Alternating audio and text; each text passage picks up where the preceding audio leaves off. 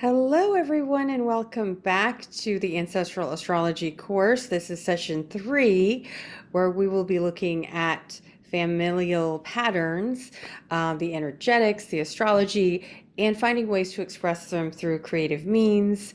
And of course, Fern has plenty more to share with you today. So, welcome, Fern. And we're super excited to see what you're going to be guiding us through today. Yeah.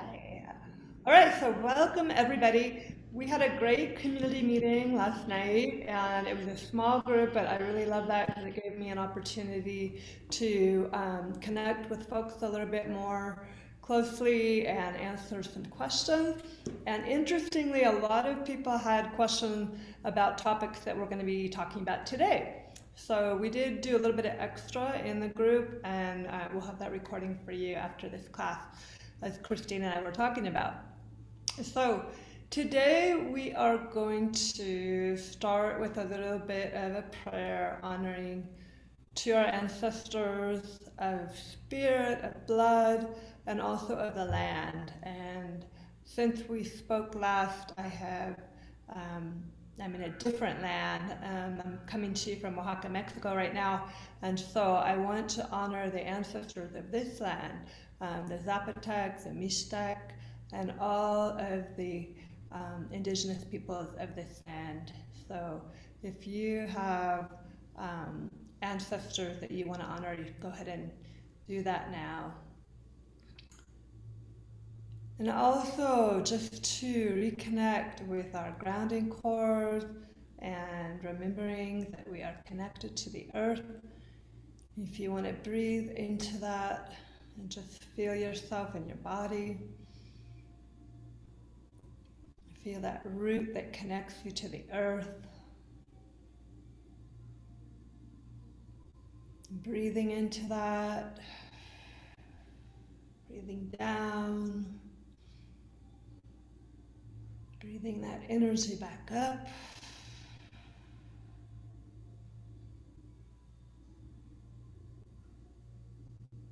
And also, if you want to open up through your chakra, your crown chakra, and invite in those energies of sky and stars, the cosmos, and breathing down that beautiful starlight, moonlight, breathing down that energy and letting that earth and sky energy mix in your body, opening up to the inspiration of the cosmos and breathing into that.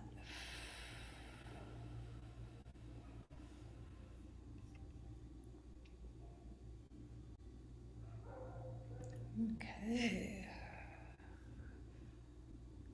Whenever you feel ready, feeling yourself in this class, in this moment, on this sacred land, wherever you may be. So today we are going to start with some creative expression, and I want to talk a little bit about this before we do it. So I come from a family of many talented artists, some of them professional artists, some of them could be professional.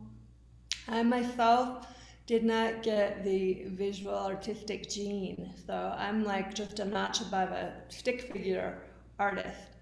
But I have gotten great benefit from doing art therapy and just expressive arts, where it's not so much about, copying something exactly or creating a professional work of art, but it's more about expressing emotions or feelings or whatever it is on the inside and expressing it outward through the medium of crayons, pencils, markers, watercolors.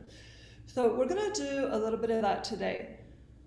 But for those of you who, like me, may not feel super confident with the artistic expression and want a little more structure or guidance, I want to invite you to consider putting this piece of artistic expression. You can put it in the form of a mandala, or a family tree, if that feels like that kind of structure feels better to you. Um, but if you want to do it free form, please go ahead and do that. If you have a complete allergy to visual artistic expression and it's just not going to work for you to do it like that, then it's fine to journal whatever comes out. And if you're doing the journaling, I want to strongly encourage it be in the form of just automatic writing, free write. So for those of you who may not be familiar with that technique, it's basically you set an intention around what you're going to be writing about, and anything that comes out, no matter how weird or strange a theme, you write it down. And so you get into kind of a stream with it. So I want to pop up a couple of prompts for. Oops, I did something weird here. Let me just escape that somehow. Okay. All right, going to slideshow. I've got a couple prompts for you for this work and also a little bit of inspiration. So let me just get the share screen. Okay, here we go. So first, the inspiration. And this is from a really dear friend of mine who is also an astrologer but not an artist, not a professional artist. And she does this piece of art with the inspiration of the planet Pluto. And her name is Lori Randall. And she's done a number of these astrological art pieces. And having never really done artwork before, she just one day felt inspired and gathered some art materials and put this one out there. So this is something like what people could do, but again, it can be as simple as a pen and paper or pencil and paper. So, but just wanted to share that with you. So here are some prompts for this. For those of you who have been able to identify a family energetic in one of your lines, to be thinking about that as you're creating. And the other question I have for you is, how does this family energetic connect to any astrological themes, symbols, or archetypes? And what is the feel of the family energetic? Are there any colors that emerge, any shapes, or any astrological symbols? So these are some prompts I'm going to leave up for you as we go. We're going to take about 10 minutes, and if you have music that you like to listen to while you create, please go ahead and turn that on. I'm going to give a kind of slow down, wrap it up reminder when we're about 2 minutes away from time. And then we're going to get into some other topics for the rest of the class. We're going to be talking about aspects, Chiron, North and South Node. We're going to be looking at a student's chart in relation to aspects. Yeah, and that's going to be the class. So any questions before we start with our 10 minutes of creativity? I'm happy to take any questions or comments folks have before I call the time.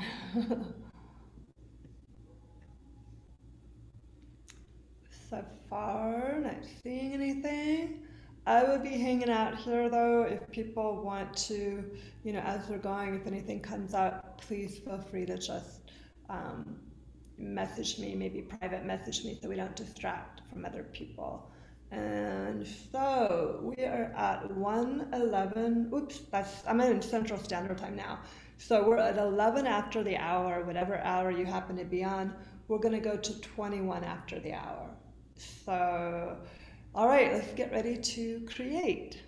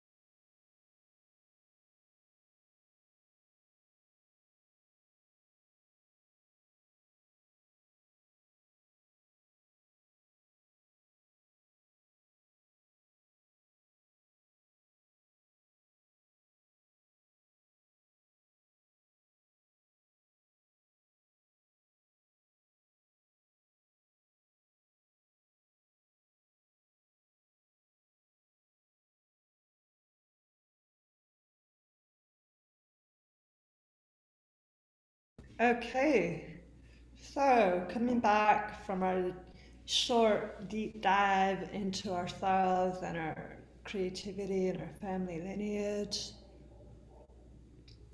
give people a couple seconds to make that transition. And then I would love, as Christina also mentioned in the chat, if there's anybody who feels like they would like to share either and or your physical creation, holding that up, or if that doesn't feel comfortable, maybe just sharing your experience. Um, if anybody wants to do that, maybe you can just unmute and go ahead. Or if you feel more comfortable in the chat, that's fine as well. I'm going to give some space for that to happen for a moment.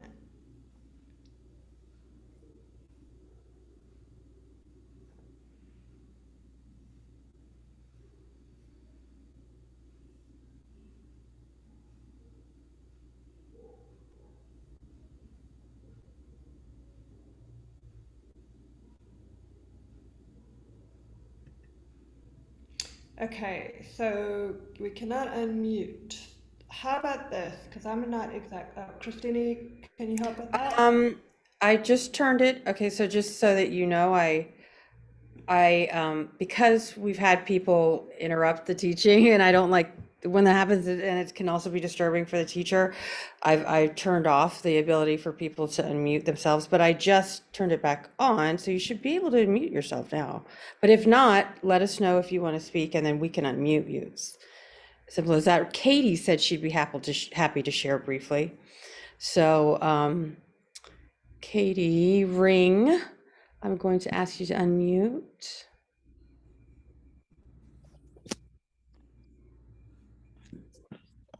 Hi. Hi. Let's see, where are you? I just Where are wanted you? to share. Can you hear me okay? Wait, let me Yes. check Okay. myself. I think I pinned myself, so let me just see how I can undo that. I got Um, it. yeah, let me unpin, remove pin. Okay, there you go. Yay, Katie. Yay. Hi. I wanted to share, I was really surprised. I was kind of resistant to doing art for 10 minutes. And really what came through was I wanted this big central like light coming from the middle. And then I felt the seasons kind of moving around it. So spring, autumn, winter, and then summer was kind of an extension of the sun, which also turned into like a beautiful sunrise and sunset.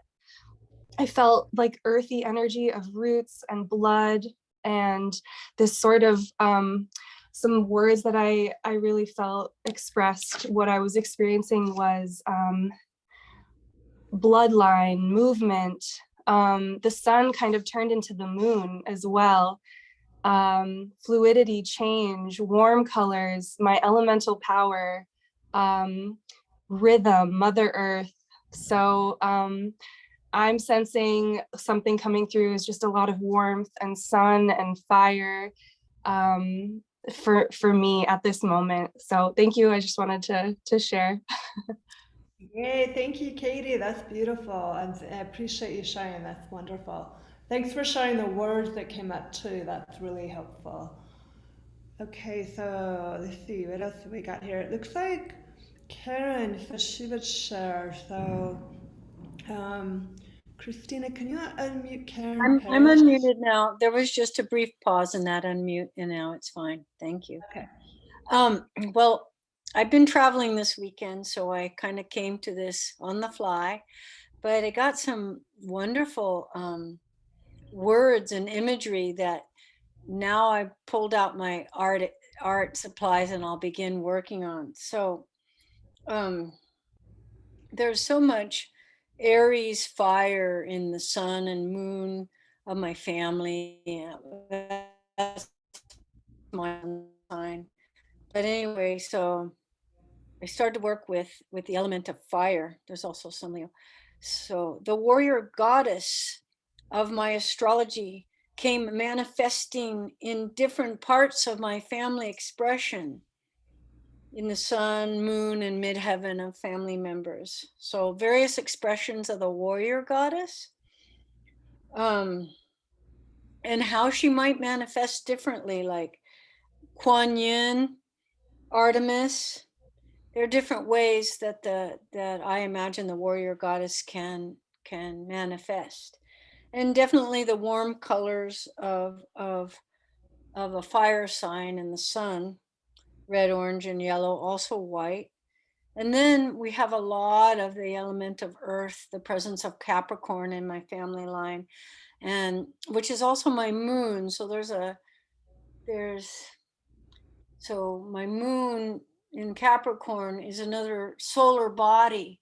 And so going then toward her, and the earth element coming in of trees and particularly mountains, and working images of trees and mountains for that earth element of Capricorn into the collage also. So I just want to share that it was very rich in terms of my imagination, and now I'll put the pieces together.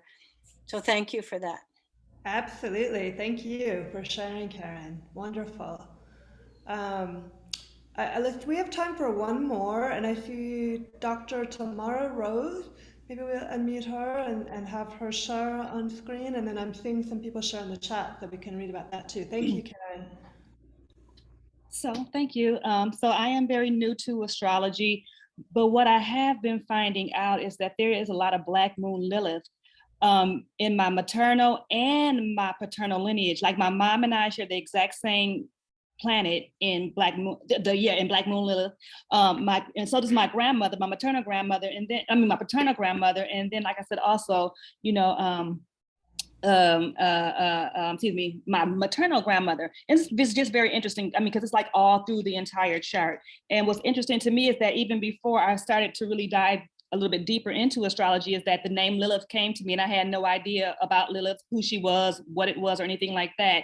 And so I had been working with that energy for the past couple of years, and now coming into the class, seeing it align with my chart. And like I said, my grandmother's charts is really interesting. And so I don't know if you all can see this because it's really, really super light, but you probably can, but it's a triangle encased in a moon with two snakes surrounding the triangle, representing medicine and feminine energy. And then I have the symbol for Black Moon Lilith. And then I have these rays coming up out from the moon. And the words that came to me was divine feminine energy, power, sensuality, sexuality, self-acceptance, defying norms, shadow side, darkness, emotions, healing, truth, mystery, visionary, warrior goddess, connection. And for me, I know that part of my experience here in this physical realm is to really undo some of those ancestral patterns that have been passed down that represent and that show up in my family. Like I completely see it, and I see how it formed in myself. So for me, it's really about transmuting that energy into something more positive and embodying that beautiful side of Lilith, like the integration of the two rivers, the light and the dark. And so that's it. Thank you. Yeah, beautiful. Thank you so much. I love that, how you identified that Black Moon Lilith and then brought that out in the artwork. And it's interesting too, because it seems like the asteroid, that was one of the questions that came up in the community meeting last night. Someone was asking about asteroids and family lineage charts. So I think it's super interesting that you went right to that, even being a beginner in astrology, and that came out so strong in your lineage. So definitely seems like something to explore further and work with the archetypal energy of Lilith. I think that's fabulous. And I'm sensing another class just focused on the asteroids and ancestral astrology. I think that could be really rich. So thank you so much, Dr. Tamara Rose. Oh, and somebody saying, I was noticing your beautiful tattoos too. Someone else mentioned that. All right, wonderful. Thank you so much, everybody. Christina had a question. She was wondering if you and your mother and grandmother have Lilith in the same sign. In Pisces, yes. And it's my maternal, it's interesting because it's my father's mother, me, and my mother. And I was very, very close to my paternal grandmother. So it's really interesting. Yes, Yeah. that's one thing I'm really finding we're going to get into when we look at the volunteers chart and the aspect. But I'm finding that the patterns are crossing the bloodline. So even though there may not be blood relation, there you still see that same pattern again and again and again. It's really so powerful and magical. So, all right, so let us thank you very much, everybody, for taking a risk in this way. I know it can be a little bit vulnerable to share the art. um, okay, so we are going to move now and shift gears. We will explore this more in homework, so I'm just going to offer up for homework that people who want to do more on the art piece that they can continue with that and then share in the Facebook group, or we might make some other time for sharing before we close the class. But that piece, we're going to move now into talking about, let me just get back onto my slideshow here. We're going to talk about some other ways to find patterns in the chart that we haven't explored before. And before we do this, though, I just want to emphasize that if you are at all overwhelmed with this work, to stay focused on the one pattern, one line, to really keep to the basics, because you will get so much more information that way than if you layer on a bunch of techniques without fully understanding the first kind of road you went down. But I know many of you, especially those of you who have more advanced levels of astrological knowledge, have been branching out into all different kinds of ways with the ancestral astrology work. And that definitely came up in the community meeting last night. So this part of the class is for you. And what we're going to do is talk a little bit about the aspects. And so I'm going to do an overview of aspects for beginners, for folks who don't have as much familiarity with what the aspects are, and then we're going to talk a little bit about how they might show up in the chart.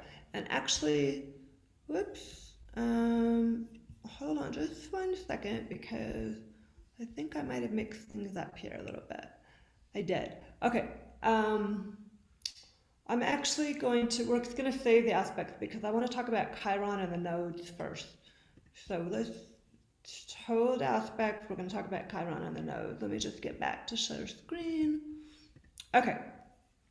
So we're going to talk about Chiron, the north and south node, and I think that is it for the extras. Okay, so Chiron, as many people who have been studying astrology for even a little bit know, that Chiron is known as the wounded healer. And in the myth of Chiron, Chiron was a demigod who was wounded and sustained a wound that really never fully healed. But through his efforts to heal this never healing wound, he gathered and learned and became something of an expert in different traditions of healing, including herbs, astrology. Chiropractic is named after Chiron.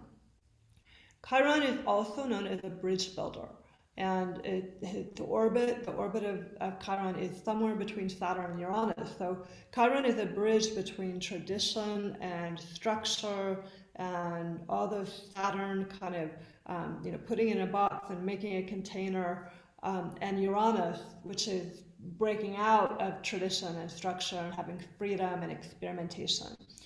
So wherever Chiron is in the chart, and if it shows up strong in a family line, it shows that the family line is navigating the terrain between form and structure and tradition and freedom and experimentation and innovation.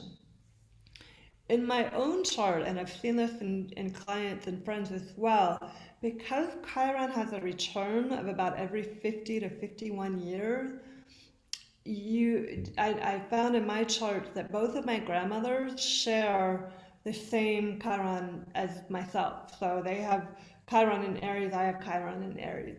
However, theirs is a little bit later in degree. So what that shows me is that there sometime after I was born, they experienced their Chiron return. And one of the pieces of that transit that everybody has around the age of the 50 to 51 is that it's a initiation into being an elder.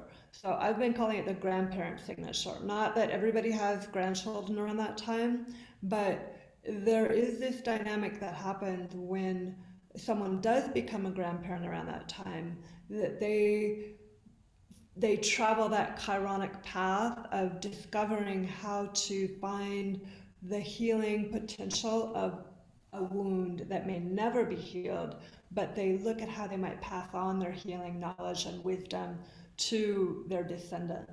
So Chiron is a really interesting one to explore in the family chart if you want to branch out a little bit.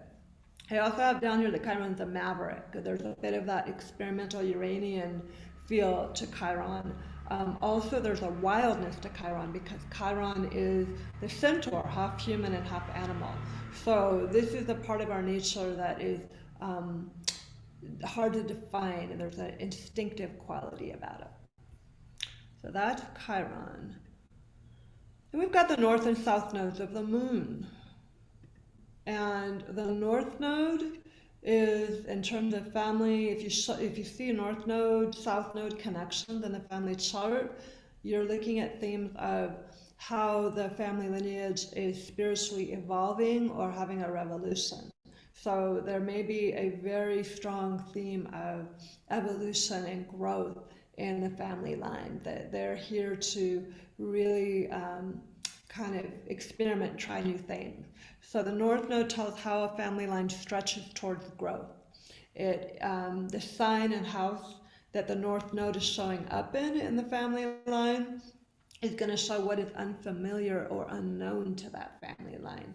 And last night in the community meeting, someone was talking about a missing element that showed up in their North Node, and that it's almost as if this North Node is bringing a whole new kind of piece to the family line because it is a missing element so far in that family line.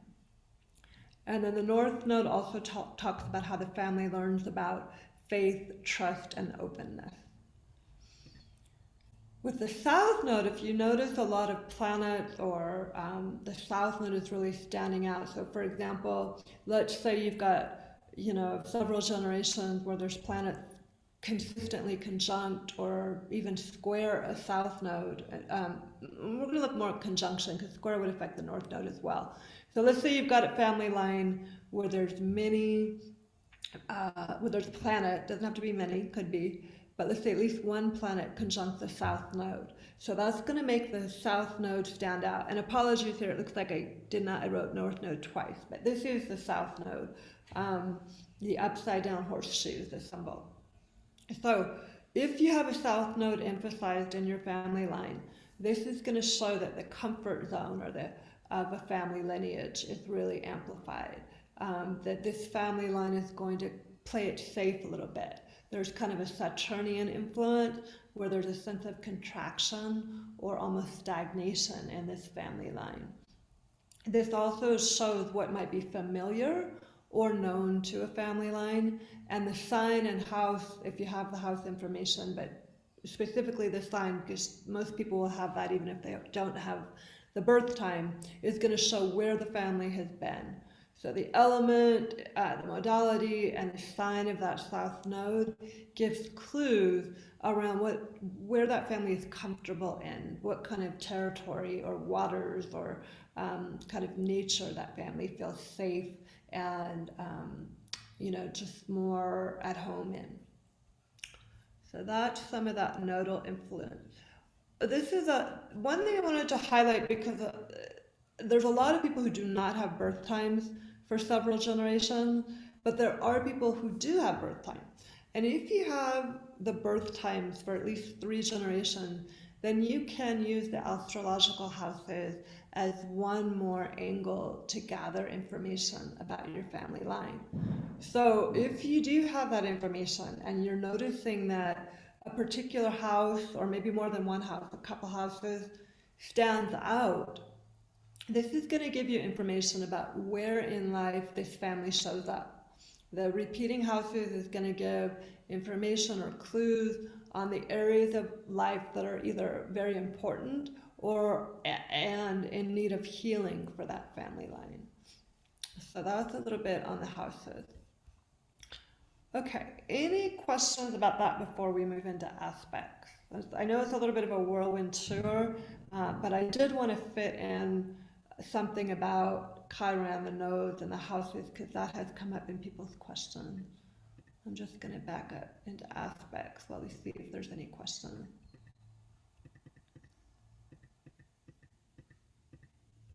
Okay. All right, so these are the major aspects. And there are the hard aspects, the soft aspect, and then there's the conjunction and quincunx, which haven't really been determined in either. Okay, let me just answer Nadia's question about the Saturn and the South Node. That's a great question, Nadia. And this is something that isn't what I would say an official connection, but a lot of astrologers, and myself included, see a connection between the influence or the attributes of the South Node and Saturn. With the North Node, it's more of a Jupiter feeling. And so the reason for that is, as we all know, Saturn is a planet with a ring around it. So there's a sense of structure and containment, and also tradition. Saturn holds to what has been and holds it there. Capricorn's planet, so Capricorn is very much about keeping the status quo. So there's a lot of overlap between Saturn and the South Node principle, which is the South Node is what we've come into this life with. It's what what we've already done. What we're maybe what we know and what we feel comfortable with. And so that also has a Saturn feel to it, because Saturn is very good at just kind of replicating what's already happened. So I hope that answers your question about that. Okay, great. All right, now the aspects. So hard aspects are the square and opposition. Soft aspects are the trine and sextile, in between conjunction and quincunx. And just to emphasize, the soft aspects are not always good and the hard aspects are not always bad. There can be a lot of creativity, energy, excitement, and chemistry in the hard aspects, also growth and just evolution. The hard aspects bring a sense of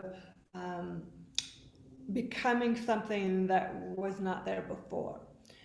So, but they can also be frustrating, challenging, irritating, and just a feeling of difficulty or problem. The soft aspects, while they can bring flow and harmony and ease and gentleness, they can also bring a sense of stagnation and things are so easy and work together so well that they're almost invisible. So there's a positive and negative side to everything, even what we might consider, good or bad. The conjunction and quincunx are neutral is kind of a strange word for these two aspects, because I really don't consider them to be neutral per se, but they don't really fit into one of these hard soft boxes. So I'm going to go through each of them individually, just for folks who do not have as much familiarity, but if you already do have knowledge of the aspects, you might get a slightly different perspective from some of what I share. Okay, so the conjunction is a 0 degrees up to an orb of, I give 10 with the personal planet, but it definitely starts with the 0 degrees. And it's when two planets come together, they're this close, they're holding hands, they're merging, they're fused, the energies are working together, it creates a focal point of intention. So 3 or more planets in a conjunction is a stellium. The strongest planet dominates. So that would mean if there's Mars conjunct Neptune, Mars is going to dominate that conjunction. They're often in the same sign, element, and modality, but that is not 100% true. There are exceptions. Square is 90 degrees, and there's a sense of a square is, for those of you who remember geometry, it's a right angle, and so that's 2 lines intersecting. I always use this with my students, that 2 lines rubbing together creates fire. So the square is an aspect of fire, and there's tension and friction, but also and challenge and conflict, but creativity, passion, initiation, and possibility. They're usually in a different sign and element, but the same modality. Then we've got opposition, which is an integration, a possibility of integration of opposites. And there's a tennis match between the planets involved where they're passing that energy back and forth. There can be a polarization, but also wholeness when you bring those 2 different sides together. Usually, but not always, opposition is in opposite signs and houses, but in the same modality. So we've got a trine, 120 degrees, and that's a sense of harmony and ease and flow. There can be support between the planets involved, but there can also be a sense of laziness or taking it for granted or invisibility because everything's just moving so smoothly. Trine, planets that are in trine are a different sign and modality, but the same element. And then a sextile, 60 degrees. So sextile brings stimulating creativity, a sense of juiciness, and it's kind of, to me, a sextile is a blend of a trine and a square. So there's the fire of a square, but it's the softness of a trine. And there's also a sense of expansion or openness. Planets in sextile feature supporting elemental pairs.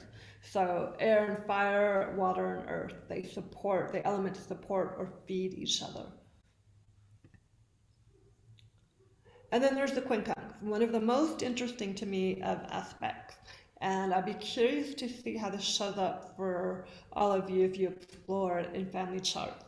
So a quincunx is 150 degrees, and my teacher told me that a quincunx is like there's a planet in 2 rooms with a hallway in between, and it's like a zigzag hallway. So if the planet peeks its head out the doorway, it's not really going to see the other planet. It has to move out into the hallway in order to access it. So there's a sense of stretching to meet each planet involved. But also unique creativity. As you stretch to meet, you find and encounter new possibilities. So our incongruity, there can be an inappropriateness and a sense of adjustment that needs to happen with quincunxes. And I've got a link here from the wonderful Donna Cunningham about why the quincunx is no minor aspect. So you can look that up later if you want when you get the copy of the slideshow. And somebody asked, okay, can you explain why the square corresponds with fire? Do other aspects correspond with certain elements? Okay, so I don't know if that's an official association or just something that helps me understand the properties of a square. But because of that kind of that 90-degree angle, the 2 sticks rubbing together creating fire, and the feeling of a square, which is tension. There's 2 planets that are bumping up against each other and creating a focal point. So to me, that has a feeling of fire. You could assign elements to each of the aspects. I don't know if this is something other folks have done necessarily. I could see a trine as a watery aspect, but I don't think it's an official astrological rule. It's more something that helps me understand the aspects more deeply. And so Tatiana asked, can we view someone with Capricorn sun to be like a connector between the generation? I think absolutely a Capricorn would be holding the traditions of a generation. So yeah, that would make a lot of sense. Okay, so if you are looking for aspects in the chart and you're using astro.com, this is the area that you're going to find it on the bottom of the chart. So the trine is a little triangle, the square is a square, and quincunx is like a half triangle. Conjunction is a circle with a line. Opposition is two circles joined by a line. And you're going to find that at the bottom in this little grid. Jupiter trine Saturn, for example, Saturn square Pluto. So this is where you will find the grid in the chart on astro.com if you're looking for aspects. So in the family chart, there are a couple of different ways to approach family aspect patterns. One of them, the most obvious, but I think probably the one that is more rare, is going to be when you see the same aspect show up again and again in a family line. You know, you just keep seeing somebody with lots of squares. I know in my own personal chart, I have almost no opposition. I have a couple squares and a lot of conjunction. So that's just, you know, one individual chart, you see an aspect emphasis. But when you see the same aspect showing up again and again in several generations, you know that it's very important to pay attention to that aspect. That aspect means something to your family line. So that's one way of tracking a family aspect pattern. The other way is when you see the same planet that may not necessarily have the same aspect, but they're the same planets in aspect again and again. And that's what we're going to see when we look at our volunteers chart, that it's not the same aspect itself, it's not a conjunction through several lineages, but it's the same planet that show up in some kind of aspect again and again. The other piece is when you have a planet in a sign that expresses an aspect. So an example of that is if you have, for example, moon square Saturn, moon conjunct Saturn, moon opposing Saturn, that's gonna, and then you've also got a moon in Capricorn. So the Capricorn is going to be the overlapping pattern that corresponds to the moon Saturn aspect connection. You see, I've got a few questions, so I'm going to take those before I move into our volunteers chart. Okay. Is it possible to see the south node? Yeah, like, thanks Christina for answering that. You do have to select it. That's one of the frustrations I've had with astro.com. I don't know why it doesn't automatically show up. It seems like it intuitively makes sense to have the south node be included in chart, but that's the way they did it. Okay, so Lowen, I think you're probably here today, and you are, last night in the community meeting, I mentioned that we had a volunteer, but I had her as a mystery volunteer, so the mystery is now revealed. Lowen is our mystery, and we have got her family aspect pattern. And one thing I was saying last night is that I hadn't yet looked at Lowen's charts when we had the community meeting, so I didn't actually know if she did have a family aspect pattern. And so I just want to speak to that again for everybody who didn't make that meeting, that not every pattern is going to show up in every family line. Some family lines are going to have a strong element pattern or a strong modality pattern or a strong planet pattern. And some are going to have an aspect pattern. But before I looked at Lowen's chart, I didn't know if she had an aspect pattern. And I was really happy, but also fascinated to see what this actual aspect pattern, how it showed up. It showed up in such an interesting way. So I'm going to talk about this for a moment, and then Lowen, if you have any feedback after we get done, would love for you to share. And just a quick question, do you look at out of bounds moon or other personal planets? You can if you want to get detailed. But again, I'm much more of an advocate of keeping things simple so you can go really deep. And that's my Virgo Scorpio self. But if you've got more of a Gemini thing going on and you want to go all over the place, then certainly out of bounds moons can be interesting. Okay, so Lowen's family pattern. And I guess you go by Lou as well. So I wasn't quite sure. Lou, Lowen. I'm going to go Lou because that's how you put your name on the chart. And so Lou herself has Mars and conjunct Neptune, and so we see this Mars Neptune show up. Mom has Mars square Neptune, different aspect, same planets involved. Dad doesn't have either one, but he does have a very strong aspect from Mars to Pluto. So I just threw that in there because I thought that was interesting. Brother does not have a Mars Neptune aspect, but he does have Mars in Pisces. And for all you beginners, just to flag that Neptune rules Pisces.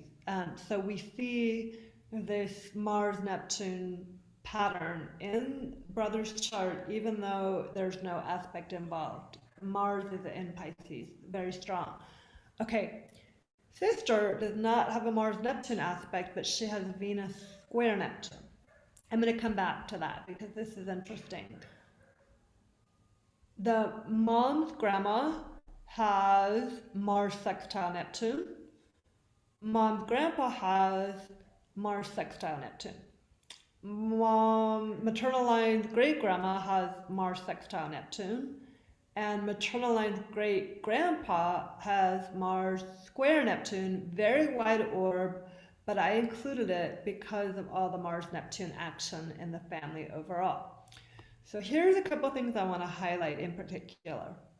One is that Lou's sister is the youngest sibling of the family, it seems, or at least the youngest sister. And she's taken this Neptune connection between one of the relationship planets, so Venus and Mars, to a different direction in the family tapestry. She's bringing in a Venus element to the Neptune relationship. Everyone else in that first line of family has got some kind of Mars Neptune piece, except Dad. Okay, so that's one thing that I thought was interesting, that sister has taken things in a new direction in this next generation.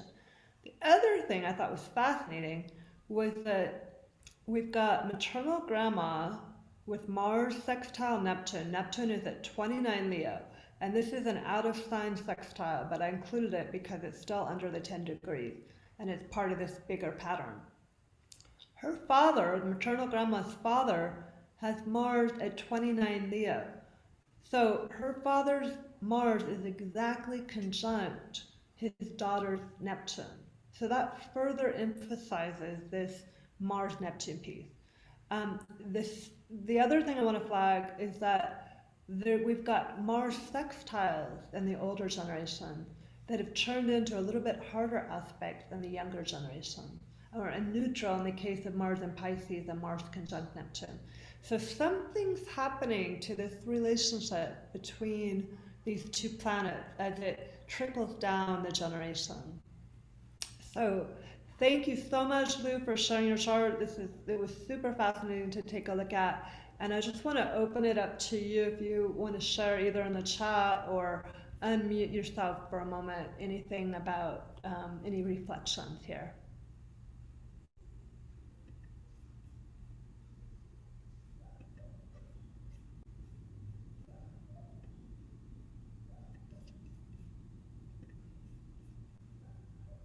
Okay, go ahead and unmute. I think, Christina, can you unmute Lou?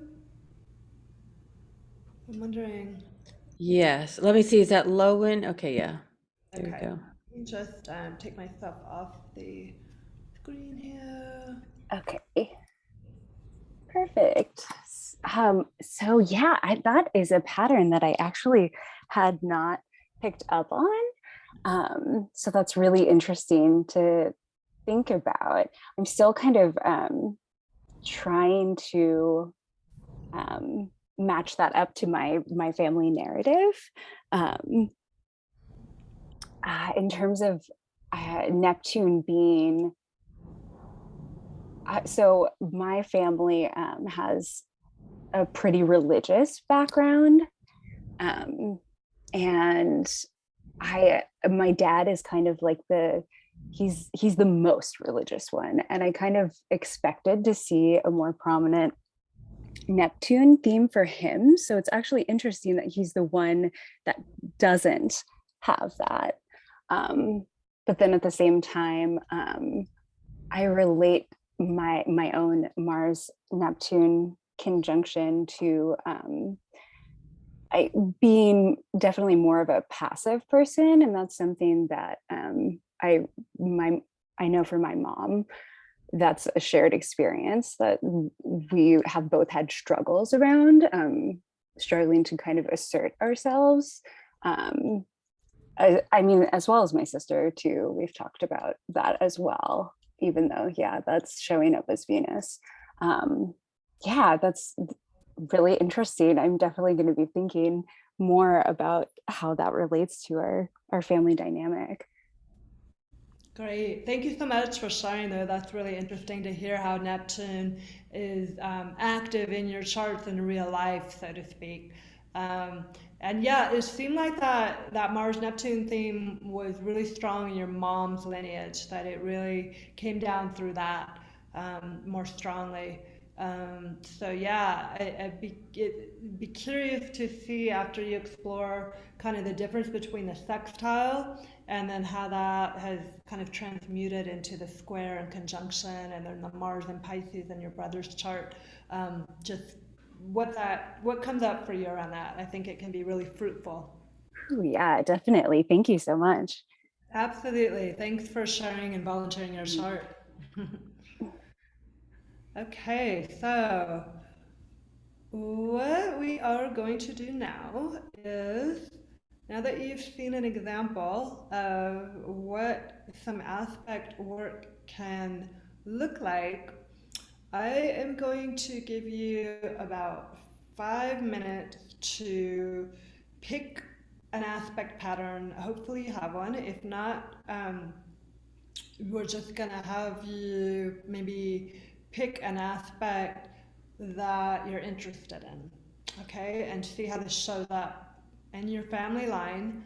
And after you pick that aspect, I'm going to give you a few minutes to write about how you see this aspect showing up as a theme or archetype in your own life and perhaps in your family dynamic, looking at how it reveals itself in a family dynamic. And then we're going to share in breakout groups. So if you don't feel comfortable sharing in breakout group, that's totally fine. You can pass. Everybody can pass. Um, but I do encourage you to take some time to look for an aspect pattern. If you've already found one, then just use this time to write about it. Where it shows up, what story can be told in the family about this aspect, also noticing when or if it dies out or shifts or changes. So let me just see if anybody has any questions before I send you off to do a little bit of writing about that. Yeah. Okay, so Tatiana, let's save that question until the end because right now we're going to just focus on aspects. And yeah. Okay, any questions about the aspect work right that we're going to do right now? Okay, so I'm going to give you till about 2:13, and then we're going to shift into breakout groups to share about aspects.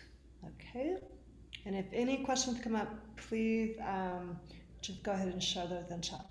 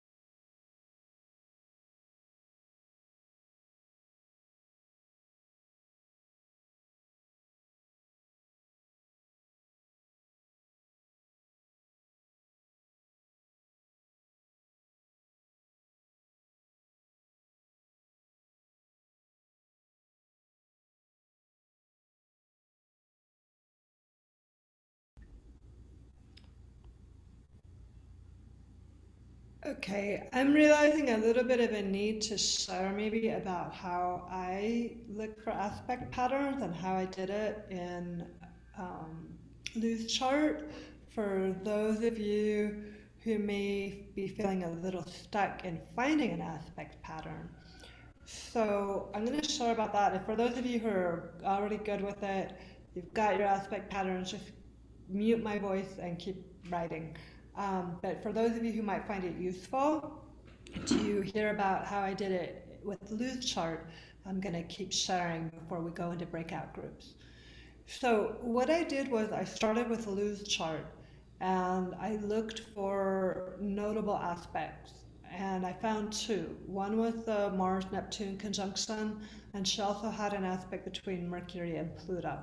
So I thought, these stand out. There's like a spotlight on these. These are two significant aspects, and they're hard aspects. So it made me look at them. Then I looked at her parents' charts, and I looked for any relationship between the same planet that had showed up in this chart. So I looked for Mercury Pluto aspects, and I also looked for Mars Neptune aspects. Didn't find any Mercury Pluto aspects with either one, but and with Dad I found that Mars Pluto, but with Mom I was like, aha, I struck some gold there. So then I was like, okay, let's go back a little bit further. Let's look at grandparents. Once more, I looked for those same two aspects. And once more, I found Mars Neptune, but this time in sextile form, not in the hard aspects. Then I branched out sideways and I took a look at siblings, brother, sister. And once again, I found that Mars Neptune connection.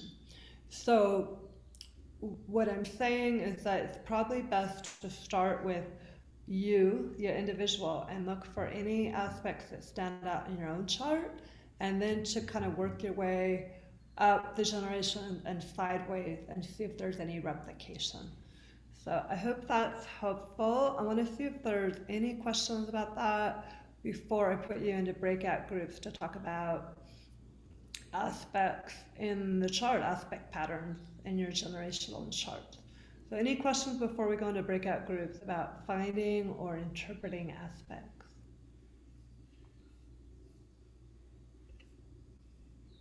Okay, so if any do come up, feel free to type them in the chat, and I'm going to put you all into some breakout groups, and we will let's spend about, I'm going to check in about in 7 minutes, so 23 after, and see how people are doing. And take about, we've got about 30 people here. We'll see if everybody wants to join one, but take about 2 minutes each person.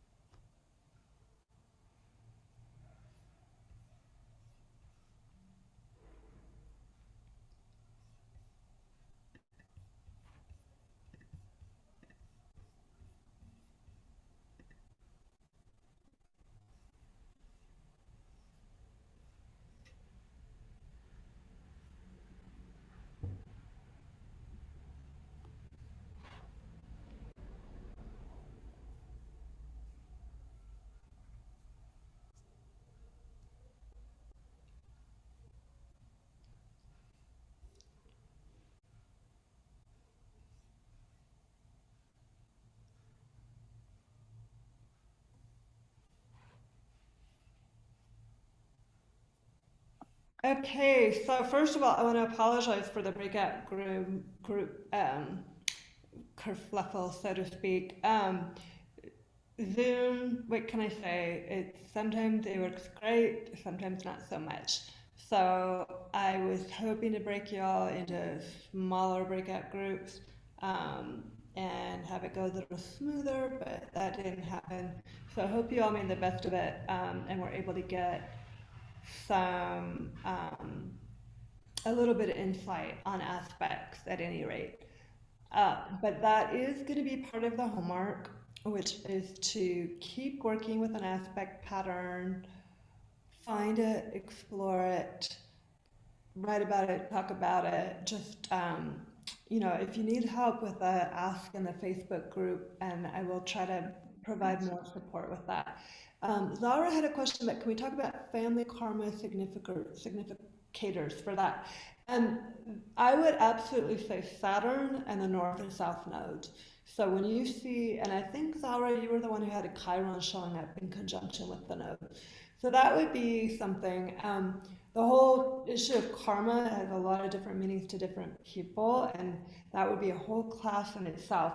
But for this purpose, I'm going to look at it as being the family karma is family who kind of decided to come in together on this earth plane for a specific reason at a specific time.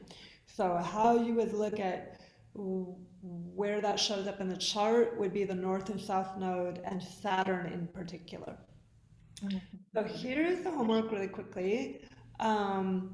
If you can, if you have an elder available, to ask for a family story, and maybe when you get that story, sit with it and write about how it connects to what you've been coming up with so far astrologically. Or if you don't have an elder accessible, or you don't have a story accessible, even make up your own story based on what you know about your astrological family dynamics up to this Well, I point. mean, I believe talked about an aspect that was beyond what the other people understood. Also, we have a lunar ritual, and which I'm going to share with you in a moment, because we've got a full moon eclipse.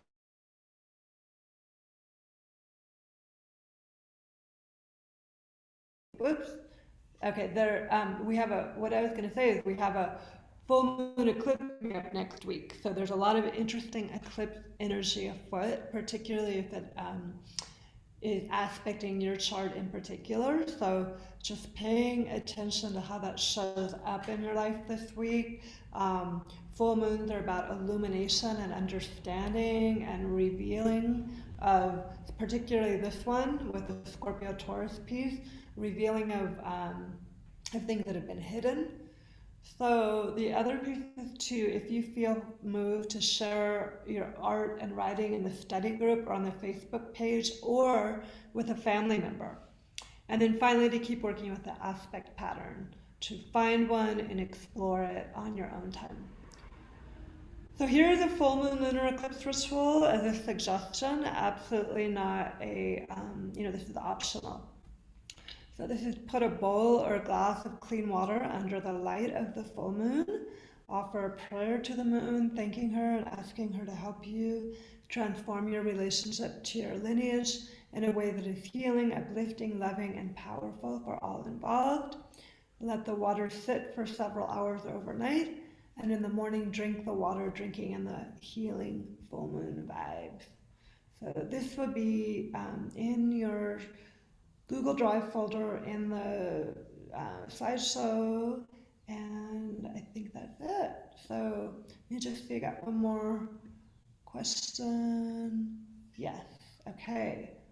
So I look forward to hearing from folks in the Facebook group, and we will see you next week. One thing real quick is just for people to know that the lunar eclipse is on the 19th. It's on the 19th. So that's could be a big emotional one. Jupiter's involved, square the lunar nodes, square the eclipse. So Jupiter always makes things big, for better or for worse. So our next class, our final class, is on the 21st, right? So just a couple days after that. Yeah. Big lunar eclipse. And lunar family, I often see people move or have big family changes around lunar eclipses if it's affecting your chart. So definitely this is something we want to look at for this very, these themes in our families. All right, until next week, take care, everybody.